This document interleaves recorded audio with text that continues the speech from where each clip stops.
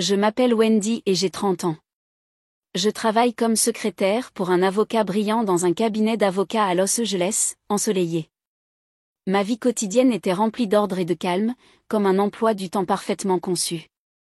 Le moment où je sirotais un café parfumé tout en contemplant l'horizon depuis la fenêtre du bureau, le sentiment d'accomplissement que je ressentais en traitant calmement des tâches dans un bureau où le jargon juridique complexe volait, et les week-ends paisibles que j'ai passés avec mon partenaire de confiance Kevin.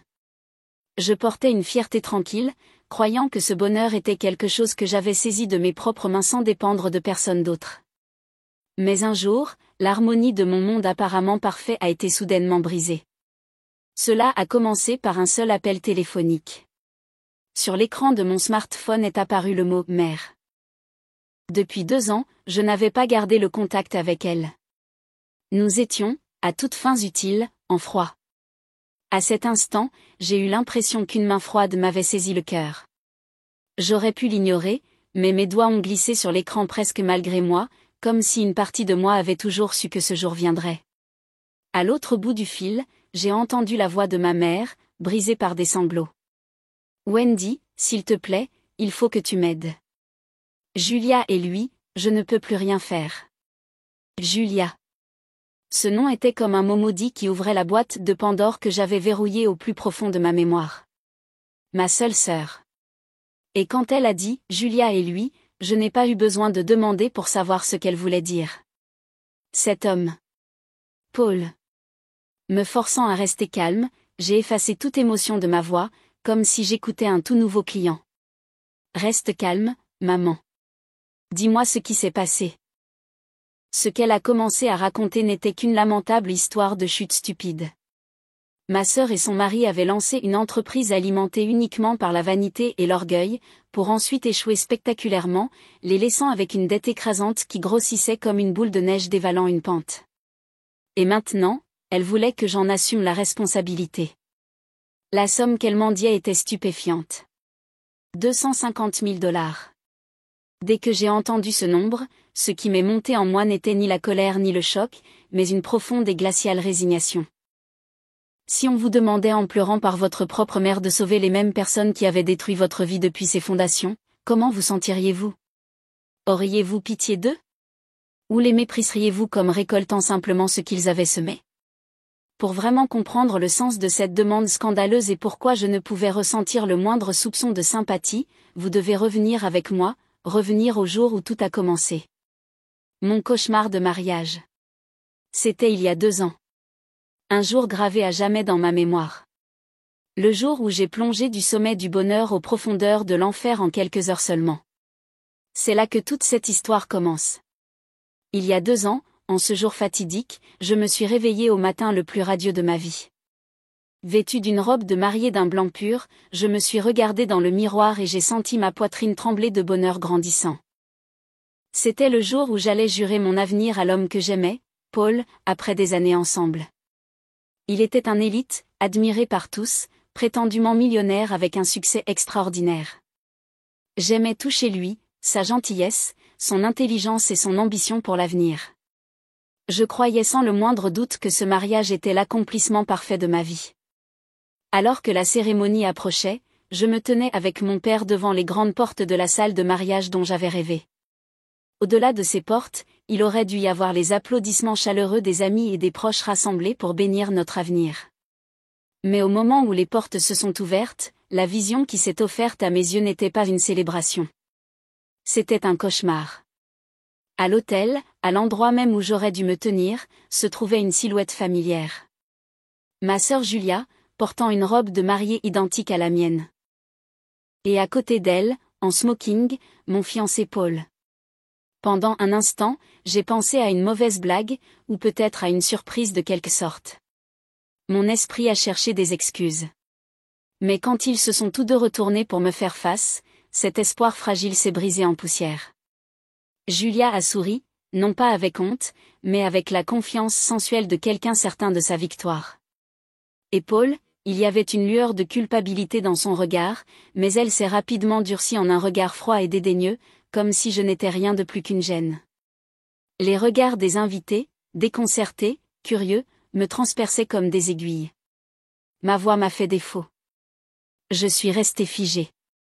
Puis Julia s'est penchée, chuchotant des mots destinés seulement à moi. Je suis désolée, Wendy, mais il m'a choisi.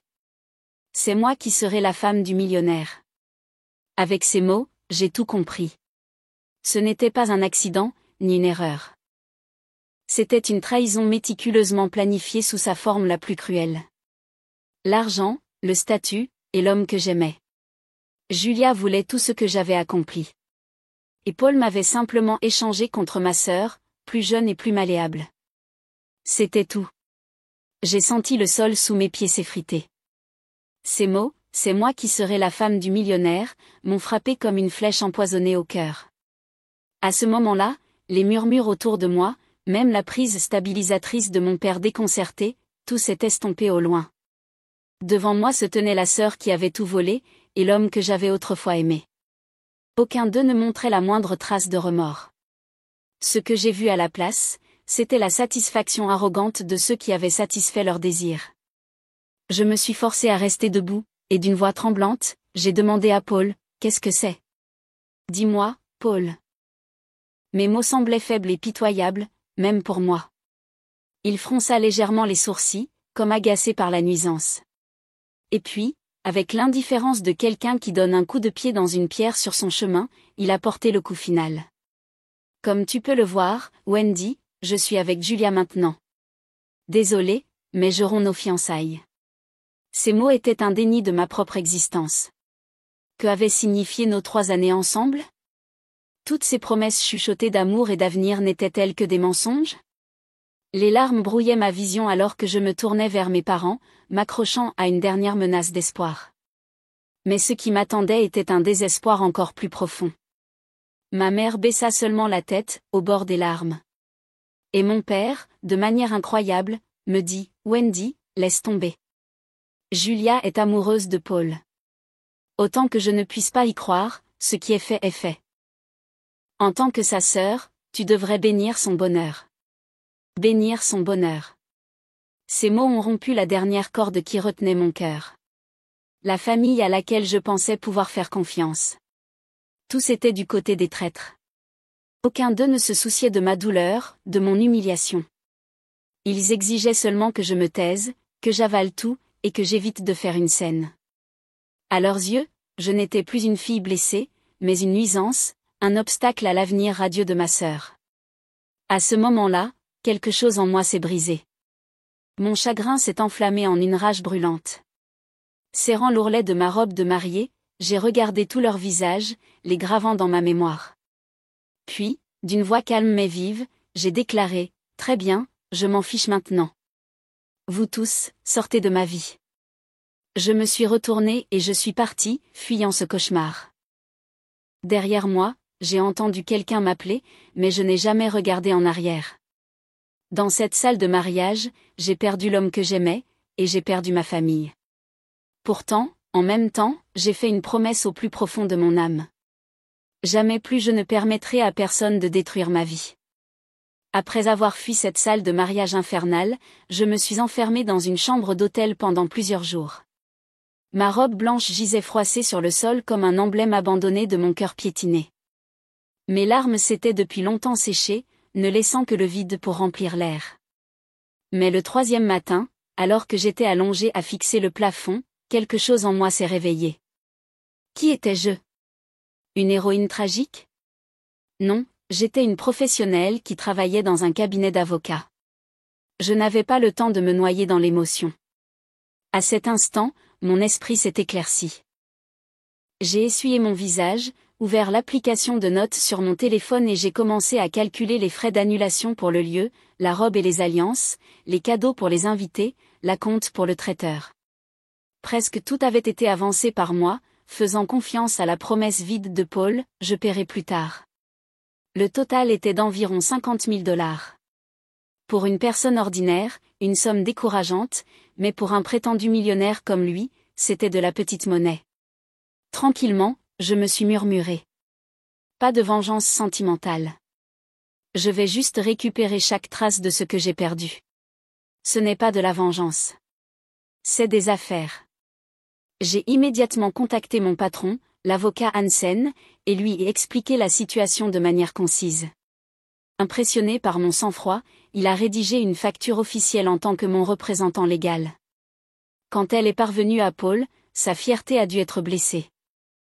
Il a viré le montant total sur le compte désigné presque immédiatement.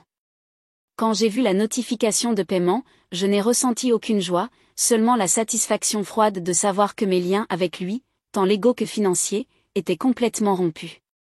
Il n'avait aucune idée que ces 50 000 $ finiraient par lui serrer le cou comme un nœud coulant.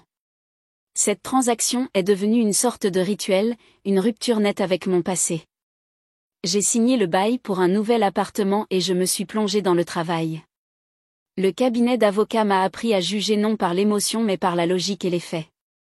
Et ironiquement, ces mêmes compétences sont devenues mon arme la plus précieuse pour survivre au désespoir de ma vie privée. Je ne me suis plaint à personne. Au lieu de cela, j'ai versé chaque once d'énergie dans les affaires qui me concernaient. J'ai réduit mon sommeil, sacrifié mes week-ends et j'ai méthodiquement bâti une série de victoires durement acquises. Bientôt, les gens du cabinet ont commencé à m'appeler la femme de fer. Ce n'était jamais une insulte. C'était une forme de respect, une reconnaissance que je pouvais rester calme et porter un jugement sain, quelle que soit la difficulté de la situation. Et puis, 2 ans après ce jour maudit, la lumière est revenue dans ma vie. Son nom était Kevin. C'était un architecte qui est d'abord venu à notre bureau en tant que client. Intelligent, gentil et complètement différent de Paul. Après avoir vu mon travail, il m'a invité à dîner, disant qu'il était impressionné. Au début, j'ai hésité. Mais quand j'ai rencontré ses yeux sincères, je me suis sentie prête, juste un peu, à ouvrir mon cœur à nouveau. Même quand j'ai partagé mon passé, Kevin n'a pas reculé ni eu pitié de moi. Il a simplement hoché la tête doucement et a dit « Tu es vraiment forte ». Il m'a accepté exactement comme j'étais. Ces mots ont commencé à dégeler la glace autour de mon cœur. Rencontrer Kevin a ramené de la couleur dans ma vie. Il n'a jamais été ostentatoire comme Paul, mais sa sincérité et la façon dont il respectait sincèrement mon travail étaient comme une source coulant dans mon esprit assoiffé. Lentement, nous avons nourri l'amour. Dès la 2e année, nous pensions déjà l'un à l'autre comme partenaires de vie. Avec une nouvelle relation et un travail épanouissant, je croyais avoir complètement surmonté le cauchemar de mon passé.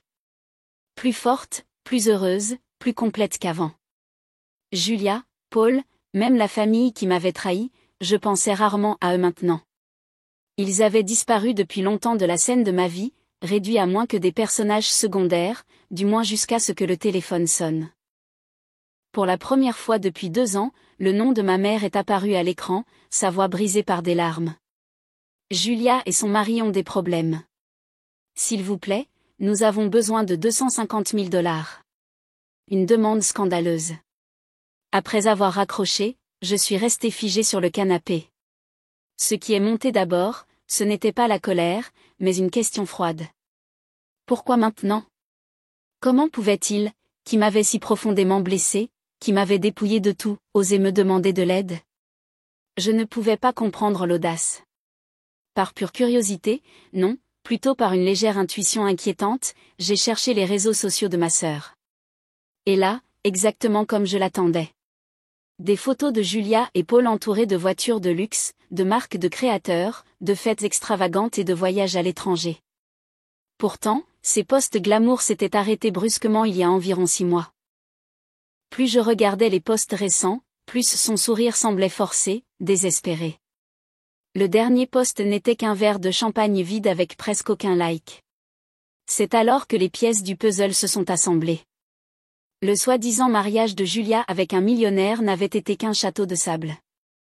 Paul n'a jamais été vraiment riche, juste un fraudeur soutenu par des mensonges et de la vanité. Les 50 000 $ volés lors de mon mariage ont dû être détournés dans son cycle infini d'apparence et de dettes.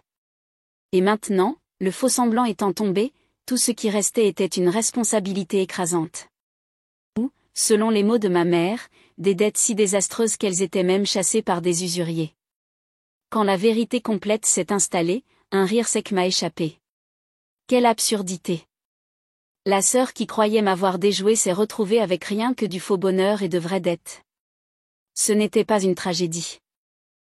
C'était une justice poétique. Jamais l'expression « récolter ce que l'on sème » n'avait si parfaitement convenu. J'ai jeté un coup d'œil au journal d'appel de mon téléphone, fixant l'appel manqué de ma mère. Aidez-les. Je n'avais ni l'obligation ni la raison. C'était la route qu'ils avaient choisie pour eux-mêmes. Ça ne me concernait pas. J'ai ignoré chacun des appels répétés de ma mère. Des heures plus tard, des messages textes ont commencé à affluer comme un barrage brisé. Wendy, s'il te plaît. Je te supplie de reconsidérer. Julia est ta seule sœur. Comment peux-tu abandonner ta famille? Ne deviens pas une personne si sans cœur. Pas un seul de ces mots ne m'a touché. Qui avait refusé de me traiter comme une famille il y a 2 ans? La superficialité d'utiliser le mot « famille » seulement quand c'était pratique ne me mettait même plus en colère. Cela ne me laissait qu'un genre de mépris fatigué. Peut-être frustré par mon silence, le ton de ma mère est passé de la supplication à l'accusation. Je sais que tu réussis. Pourquoi ne donnerais-tu pas un peu pour aider? C'est ta tétuité qui pousse Julia au désespoir. Comme si leur malheur était d'une manière ou d'une autre de ma faute, simplement parce que j'avais refusé de les sauver. Calmement, j'ai ouvert les paramètres de mon téléphone et j'ai bloqué son numéro. Enfin, ai-je pensé, il y aurait du calme. Mais ce soir-là même, alors que Kevin et moi nous mettions à table pour dîner, l'interphone de l'appartement a sonné violemment. Quand j'ai vu les visages sur le moniteur, j'ai retenu mon souffle. Julia se tenait là, épuisée et les yeux creux, tandis que Paul lançait un regard d'irritation ouverte. Un cousin ou un parent a dû leur donner mon adresse. Kevin m'a regardé, inquiet, mais je lui ai fait signe de la tête. C'est bon. Sans ouvrir la porte, j'ai appuyé sur le bouton de l'interphone et j'ai parlé. Qu'est-ce que vous voulez? Je n'ai rien à vous dire à tous les deux. Pendant un moment, Julia a tressailli à la froideur de ma voix, mais Paul l'a poussée en avant et a aboyé dans le microphone. Wendy, ouvre la porte. Nous devons parler. Ta mère m'a tout dit. Quel genre de parasite ingrat refuse d'aider sa propre famille? Ingrat. J'ai failli rire à voix haute. Quelle dette leur devais-je censément? Avec un calme parfait, j'ai répondu, c'est ma maison. Je ne vous laisserai pas entrer. Et quant à ce mot, famille, comment osez-vous le dire avec cette bouche? Partez maintenant ou j'appelle la police. À la mention de la police, ils se sont tus un instant. Après tout, les gens harcelés par des usuriers ont toutes les raisons d'éviter les forces de l'ordre. Mais alors Julia a éclaté en sanglots, criant comme un enfant faisant une crise de colère. Tu mens. Tu étais si gentille. Vas-tu vraiment nous regarder mourir? Tu es riche maintenant. Comment peux-tu être si cruel? Ces paroles n'étaient pas différentes de celles d'un enfant faisant une crise de colère. 3 ans s'étaient écoulés, et pourtant elle n'avait pas grandi le moins du monde. Elle n'a jamais réfléchi à ses erreurs, n'a fait que blâmer les autres et s'est complue dans son propre malheur. Riche. Je me suis penchée plus près du haut-parleur, ma voix dégoulinant d'une ironie venimeuse. Oh, mais n'était-ce pas censé être ton prix? Ton millionnaire Paul est censé tout arranger, n'est-ce pas? Après tout, c'était l'homme que tu m'as volé, celui que tu prétendais être ton avenir parfait. Par tous les moyens, profitant. Vous deux, vous vous méritez. Mes mots ont frappé avec une précision chirurgicale. Sur le moniteur, le visage de Julia est devenu rouge cramoisi de rage et d'humiliation, tandis que le masque d'arrogance de Paul s'est finalement fissuré, se tordant en haine. Il s'était vanté d'être un PDG visionnaire de start-up informatique, se vantant d'IA de pointe et d'innovation disruptive, mais en réalité, ce n'était que fumée et miroir. Depuis qu'il avait siphonné 50 000 $ de mon mariage, il escroquait des investisseurs, détournant la majeure partie de l'argent pour son propre style de vie luxueux. Maintenant que le faux-semblant s'était effondré, mes mots suffisaient amplement à briser sa fierté. Espèce de garce, a-t-il grogné comme un animal acculé, frappant ma porte d'entrée de son poing. Le bruit sourd résonna à travers les murs de l'appartement. Kevin s'est immédiatement levé, me protégeant, téléphone déjà à la main, pour appeler la police. J'ai également jugé que cela n'était plus dans les limites de la discussion et j'ai parlé calmement mais avec un dernier avertissement dans l'interphone. Arrêtez ça tout de suite. Si vous continuez, je vous signalerai pour intrusion et dégradation de biens. Que vous finissiez avec un casier judiciaire ne me concerne pas, venant de quelqu'un qui travaillait dans un cabinet d'avocats, des mots comme « intrusion » et « dégradation de biens » n'étaient pas des menaces en l'air, et il le savait. Les coups à la porte se sont arrêtés, mais Paul a ricané et a craché ces mots à la place. « Souviens-toi de ça, Wendy. Tu regretteras ce que tu nous as fait. » Avec cela, les deux ont lancé un regard au moniteur, furieux avant de s'éloigner en tempêtant vers l'ascenseur. Quand la tempête est passée, le silence s'est installé dans l'appartement. Kevin a posé une main protectrice sur mon épaule. « Tu vas bien, Wendy ? Veux-tu ? » « Oui, appelle la police, dis-je fermement, et reconnaissante pour son attention, mais unwilling de perdre mon sang-froid. Je veux que tout soit consigné car nous ne savons pas ce qu'il pourrait faire ensuite. Cette nuit-là, nous avons fait une déposition complète à la police et avons demandé une augmentation des patrouilles autour du bâtiment. Kevin a proposé, si tu veux, tu peux rester chez moi pendant un moment, mais... Je secouai la tête. Merci, Kevin, mais je ne vais pas fuir. C'est ma maison. Si je l'abandonne sous leur menace, cela signifiera qu'ils ont gagné. Il a vu la résolution dans mes yeux et n'a rien dit de plus, seulement m'a serré fort. À partir de ce jour, j'ai su que ma vraie bataille avait commencé. Il n'allait pas abandonner facilement. Et comme je le craignais, mon intuition était juste. Le pire était encore à venir. Depuis ce jour, Kevin et moi n'avons jamais baissé la garde. Nous avons installé des caméras de sécurité supplémentaires et remplacé la serrure de la porte par quelque chose de beaucoup plus sûr. Pendant quelques jours, rien d'inhabituel ne s'est produit. Le calme ressemblait presque au calme avant la tempête. J'ai même pu me permettre le faible espoir qu'ils avaient peut-être finalement abandonné. Mais alors que cette pensée commençait à s'enraciner, l'incident suivant frappa, cette fois à mon lieu de travail, l'endroit où j'étais la plus exposée. Ce jour-là, je venais de terminer une réunion avec un client important et je traversais le hall de l'immeuble de bureau. Du coin de l'œil, j'ai aperçu deux silhouettes trop familières. Julia et Paul se levèrent des canapés comme s'ils m'attendaient. Ils n'avaient plus l'air épuisés, mais d'une manière troublante de sang-froid. Je me suis figé un instant, mais j'ai rapidement décidé que fuir ne leur donnerait que du pouvoir. J'ai essayé de passer en les ignorant. Paul s'est directement mis sur mon chemin, Wendy, juste un instant. C'est la dernière conversation. Ses yeux brillaient comme ceux d'un animal acculé. Je pouvais sentir les regards des badauds sur nous, mais je suis resté calme. C'est mon lieu de travail. Ce n'est pas l'endroit pour les affaires privées. Et en ce qui me concerne, il n'y a plus rien à discuter.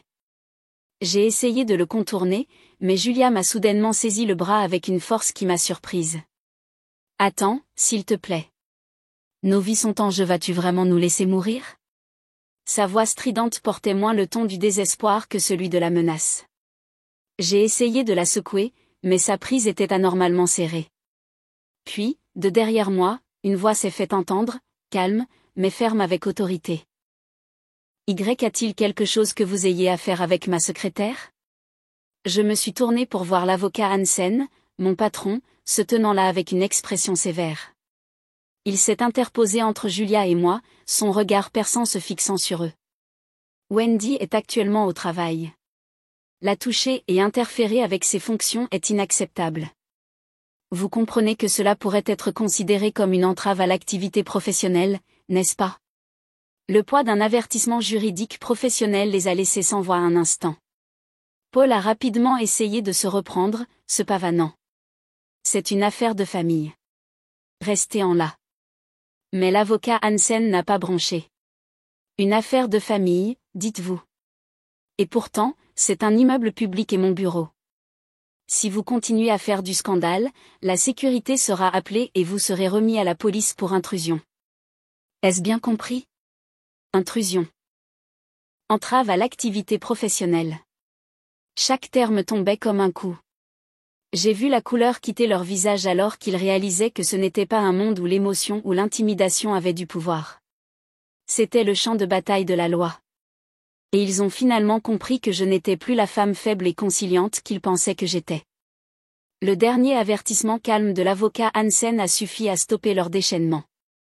Ils savaient maintenant qu'ils avaient pénétré dans un domaine où leur mise en scène n'avait aucun pouvoir. Sous les regards froids des spectateurs et la présence des gardes de sécurité qui se rapprochaient, Paul a claqué la langue avec frustration, a saisi le bras de Julia et l'a entraînée, battant en retraite comme de pitoyables soldats vaincus. J'ai remercié l'avocat Hansen, qui était resté calme tout du long. Je suis tellement désolé, monsieur. Je vous ai causé des ennuis. Ne vous excusez pas, Wendy. Vous n'avez rien fait de mal. Il m'a donné une ferme tape sur l'épaule. En fait, vous vous êtes comporté admirablement. Calme, basé sur les faits, et inébranlable. Exactement ce qui fait de vous la meilleure secrétaire que je puisse demander. Ces mots étaient un réconfort inestimable. Cet incident m'a convaincu qu'il n'oserait plus jamais me confronter directement, mais l'histoire était loin d'être terminée. Cette nuit-là, mon téléphone a sonné avec un numéro que je ne reconnaissais pas. L'effroi m'a piqué la poitrine alors que je répondais. À l'autre bout se trouvait la voix lasse et brisée de mon père. Wendy, c'est ta mère. Elle s'est effondrée. Il a expliqué que lorsque ma mère a appris la scène que Paul et Julia avaient causée à mon bureau, le choc l'avait mise à terre. Sa voix tremblait alors qu'il continuait. S'il te plaît, Wendy, ne peux-tu pas leur pardonner déjà? Ils ont suffisamment souffert. Cela ne serait pas arrivé si tu avais juste aidé. C'est ton refus qui entraîne ce désastre. À cet instant, quelque chose en moi s'est complètement brisé. Avant même que l'inquiétude ne puisse prendre forme, mes mots ont transpercé, froid et calme, chaque syllabe étant délibérée. Parce que je refuse d'aider, dis-je calmement, mais en insistant délibérément sur chaque mot. Non, père, ne déforme pas ça. Ceux qui ont causé ce désordre, c'était Paul avec ses mensonges et son manque de remords même après avoir été démasqué. Julia, avec sa trahison, aveuglée par une cupidité superficielle. Et vous, qui avez détourné le regard de la vérité, qui n'avez jamais corrigé ses erreurs, et qui m'avez plutôt exigé, à moi la victime, de simplement endurer leur souffrance. Bien sûr qu'ils le font. Ce n'est rien de plus que la conséquence naturelle de leur propre choix. Connaissez-vous l'expression récolter ce que l'on sème? Je ne jouerai plus à votre mascarade. Je me soucie de ma mère, mais cela n'a rien à voir avec le fait de payer leurs dettes. Si vous ne pouvez pas comprendre cela, alors n'appelez plus jamais. Avec cela, j'ai raccroché avant que mon père ne puisse répondre. Puis j'ai bloqué son numéro, tout comme celui de ma mère. Enfin, c'était fini. Une longue et amère bataille avait pris fin, et enfin j'étais libéré des chaînes du passé. Mais il restait encore une chose à faire. J'ai immédiatement consulté l'avocat Hansen et déposé une ordonnance de protection contre Paul et Julia, citant leur harcèlement à mon domicile et le trouble qu'ils avaient causé à mon lieu de travail. Le processus s'est déroulé avec une rapidité surprenante, et bientôt l'ordonnance fut accordée. En vertu de la loi, ils avaient l'interdiction de s'approcher à moins de 100 mètres de moi, de Kevin ou de mon lieu de travail. Toute violation entraînerait une arrestation immédiate. Ce n'était pas de la vengeance. C'était une autodéfense calme et légale, la protection de mon propre avenir.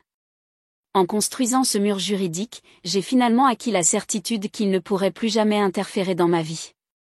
La longue et douloureuse lutte était vraiment derrière moi. 6 mois se sont écoulés depuis cet appel. À cette époque, je n'ai plus eu de nouvelles de Julia, de Paul, ou de mes parents. D'après des murmures au vent, j'ai appris que Paul avait finalement été poursuivi en justice pour fraude par plusieurs investisseurs. Lui et Julia ont disparu de la ville peu après. Où ils sont maintenant, ce qu'ils font, je ne le sais ni ne m'en soucie. Ma mère a heureusement survécu à son effondrement, mais la fracture entre nous ne guérira jamais. Mes parents n'ont jamais une seule fois reconnu leurs propres échecs. Récemment, Kevin m'a proposé le mariage sur une colline surplombant un coucher de soleil radieux. La bague qu'il m'a offerte n'était pas un gros diamant comme celui que Paul m'avait donné autrefois, mais sa sincérité et sa douce lueur ont rempli mon cœur d'une chaleur bien supérieure à ce que l'argent pouvait acheter. Les larmes aux yeux, j'ai hoché la tête. Ce n'étaient pas les larmes de désespoir que j'avais versées il y a 2 ans, mais des larmes de gratitude et de joie. Et si vous qui lisez ceci êtes blessé par la trahison ou luttez contre le désespoir dans vos propres relations, je veux que vous vous souveniez de quelque chose. Votre valeur n'est pas déterminée par les personnes qui vous ont blessé. Cela peut prendre du temps. Mais si vous continuez à aller de l'avant, à devenir plus forte, la vie changera. Et un jour, ceux qui ont agi avec cruauté rencontreront les conséquences de leur propre choix. Comme le dit l'adage, ils récolteront ce qu'ils sèment. Ma bataille est terminée. Désormais, je construirai une vie de paix et de bonheur authentique avec Kevin à mes côtés. Et si mon histoire peut éclairer ne serait-ce qu'un peu quelqu'un qui souffre encore, alors rien ne me rendra plus heureuse.